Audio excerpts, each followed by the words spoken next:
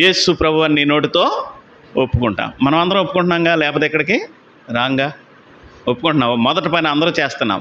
రెండోది, మన హృదయంలో విశ్వసించాలి. దేన్ని?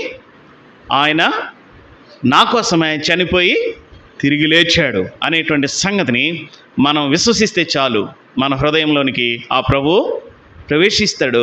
ఆ గొప్ప రక్షణ మనకిస్తాడు. లేదు, ఎంతో కాలం నుంచి నమ్ముకుంటేనే కాదు, మరి ఒకవేళ ఈ దినమే నువ్వు ఇక్కడికి వచ్చినా కానీ ప్రభు నిన్ను రక్షించడానికి సిద్ధంగానే ఉన్నాడు. ఆయన శిలువ రక్తం నీ ప్రతి పాపమును కడుగుతుంది. మరి ఆయన నామం పేరట ప్రార్థన చేసేవారందరూ రక్షణ పొందుతారు అని రాశాడు. ఈ రాత్రి ప్రభు నీకు ఇచ్చిన ఒక అవకాశాన్ని సద్వినియోగం చేసుకో. ఆయన నామం పేరట, ప్రభువా నన్ను క్షమించండి, నా పాపములు క్షమించండి, నేను పాపిని, నీ వాక్యం ద్వారా నన్ను పరిశీలన చేసుకుంటే నేను పాపిని అని ఆయన సన్నిధిలో మరి కొద్దిపాటి హృదయపూర్వకమైన ప్రార్థన నీవు ఆయన సన్నిధిలో పెట్టగలిగితే